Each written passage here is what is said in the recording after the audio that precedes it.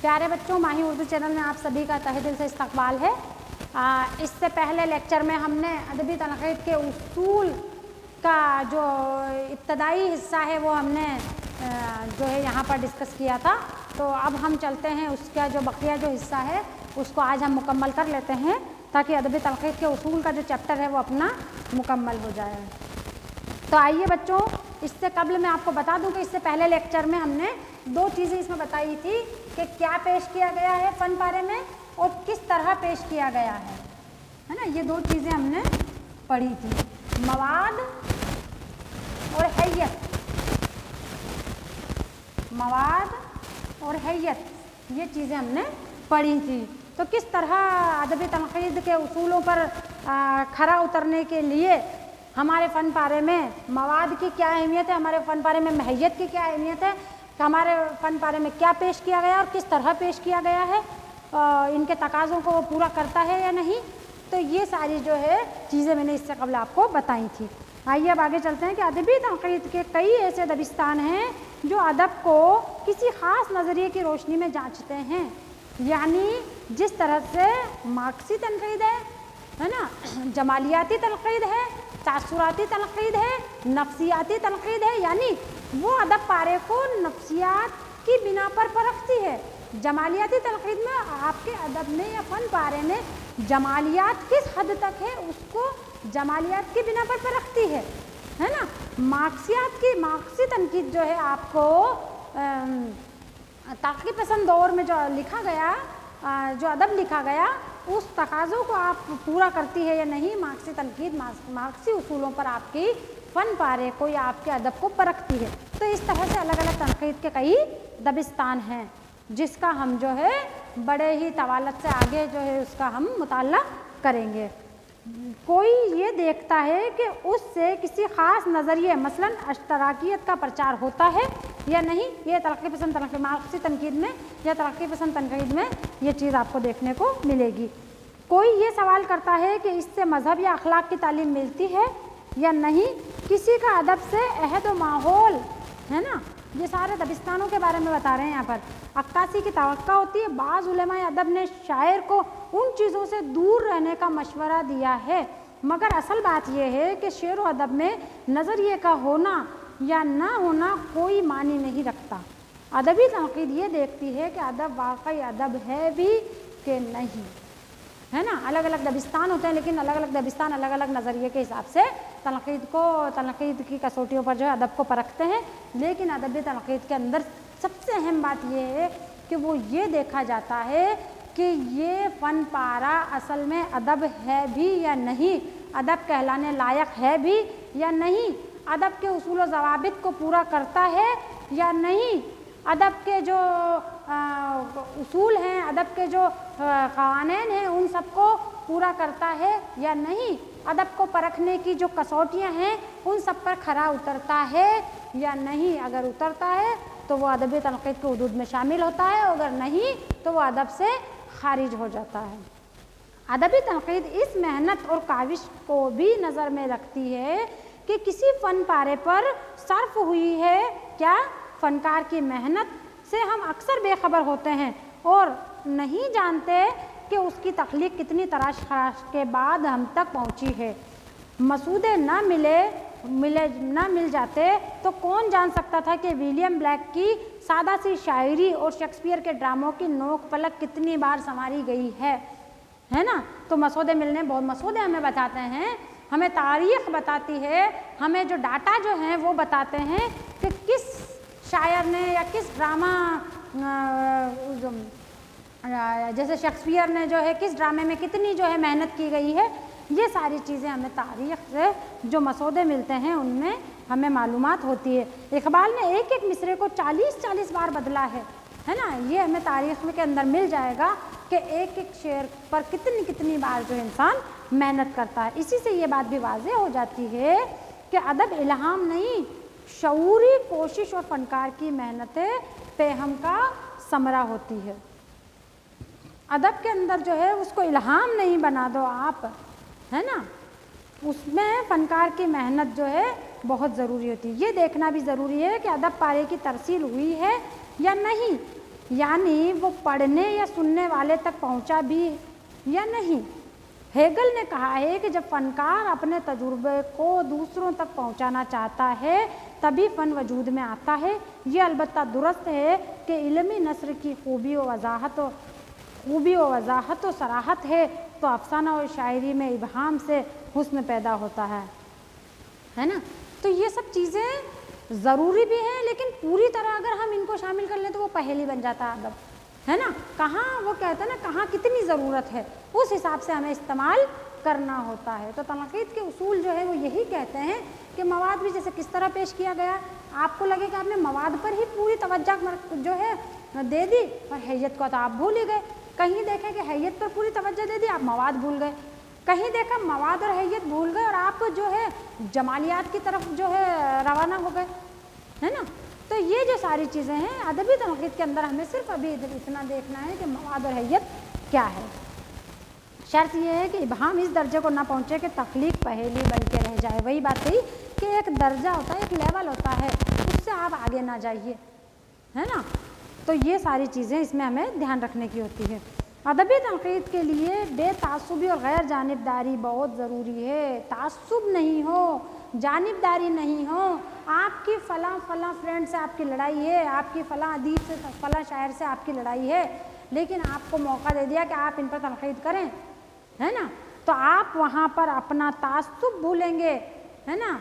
अपनी जानिबदारी, आपका कोई अजीज़ दोस्त है और उस पर आपको तनक़ीद करने के लिए दे दिया गया, तो आप वहाँ अपनी दोस्ती को जो है ताक पर रख देंगे और वहाँ पर गैर जानिबदारी से और बेतासुबी से जो है आप वहाँ पर तनक़ीद के फ़राइज़ जो है अपने अंजाम देंगे।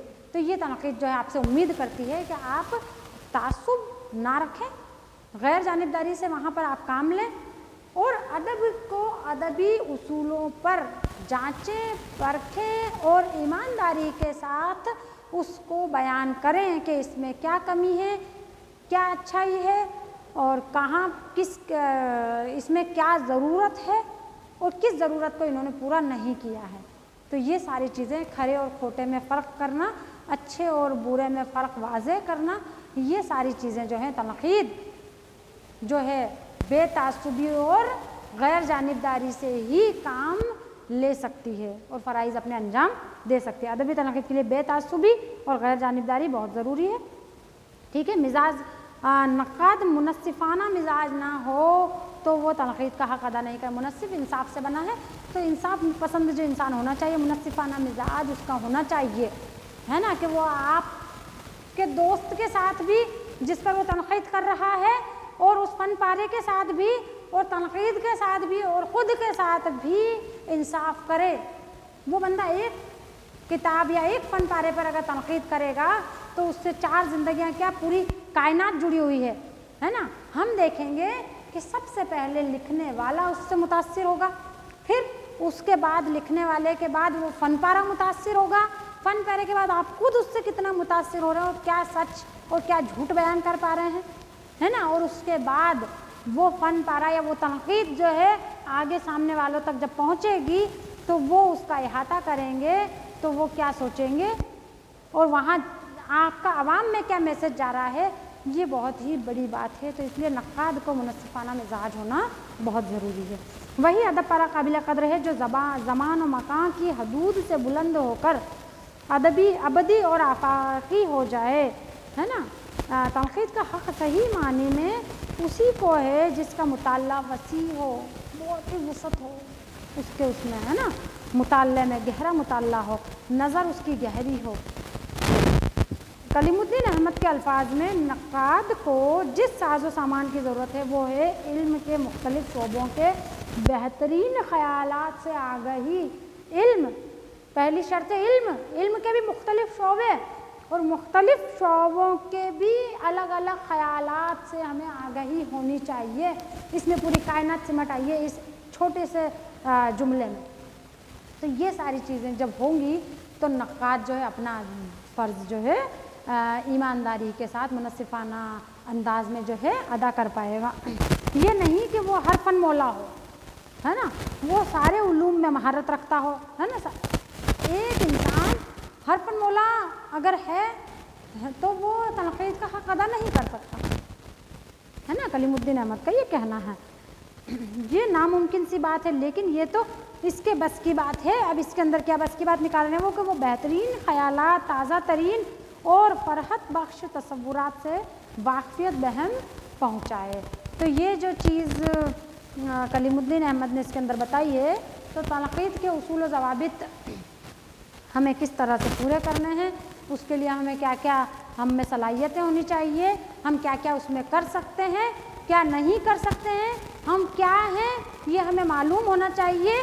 और हम इस क्या होने के नाते हम इस अदब को या इस कायनात को हम अपने तरफ से क्या दे सकते हैं, यानी हम किस काबिल हैं, हम अपनी काबिलियत पहचानें कि हम नक़ाद के काबिल हैं भी या नहीं, या हम फ़न पारा कोई फ़न पारा हमारे ज़रिए वजूद में आ सकता है या नहीं, या हम किसी फ़न पारे को पढ़कर उस पर तनक़ीद का हक़ अदा कर सकते हैं या नहीं, मुनसिफ़ाना मिजाज हम रख सकते हैं या नहीं, हम गैर जानिबदारी इख्तियार कर सकते हैं या नहीं, हम बेतआस्सुबी अमल में ला सकते हैं या नहीं।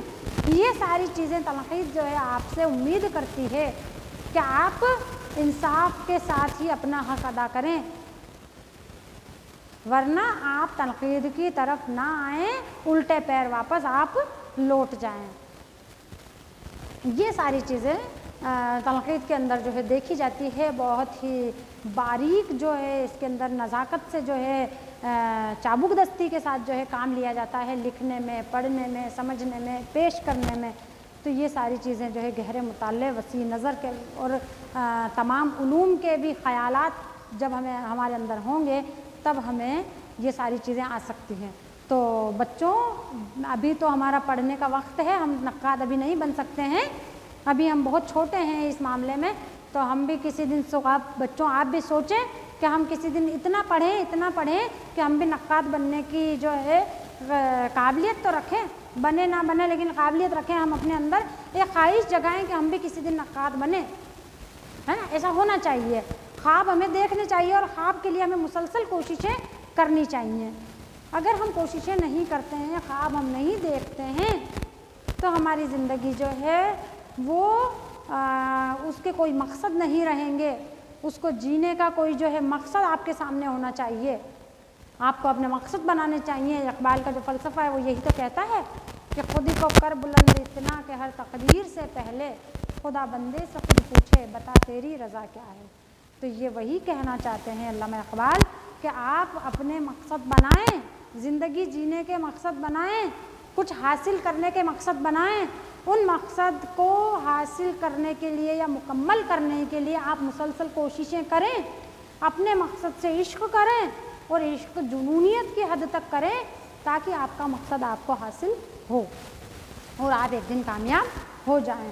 तो बच्चों, अभी हमारा मकसद ये है कि हम तनक़ीद को अच्छे से समझें। जब एग्ज़ाम में तनक़ीद का पेपर जो है पूरा एक पेपर है और बहुत बड़ी चीज़ है तनक़ीद, आप मामूली मत लेना इसको। सबसे कम नंबर ही तनक़ीद में आते हैं बच्चों के, है ना। लेकिन इसमें सबसे अहम चीज़ समझने और लिखने की है कि आप समझ क्या रहे हो, लिख क्या रहे हो। गलत समझोगे गलत लिखोगे, सही समझोगे सही लिखोगे। इसलिए मैं कहती हूँ कि रोज़मर्रा की ज़िंदगी में जो भी कुछ हो रहा है उसको महसूस करो, उसको समझो और समझने के बाद लिखो, है ना। तो तनक़ीद का भी हमारा मकसद ये है कि तनक़ीद का पेपर हम जो है अच्छे से पूरा समझें, उसको अच्छे से पूरे साल के नोट्स बना लें हम, है ना। बहुत ही अच्छे से अपनी तैयारी चल रही है और बच्चों का भी रिस्पॉन्स मुझे अच्छा मिल रहा है। और इसके अंदर जो है 10 वही ऑब्जेक्टिव क्वेश्चन, है ना। और तनक़ीद के उसूल का जो इससे पहले मैंने आपको दिया था कि 500 अल्फाज में आपको लिखना है, कुछ बच्चों लिखते भी हैं और अभी तो ये इसका चल ही रहा है। तो ये 500 अल्फाज में जो है एक नोट आपको तैयार करके इसमें बताना है।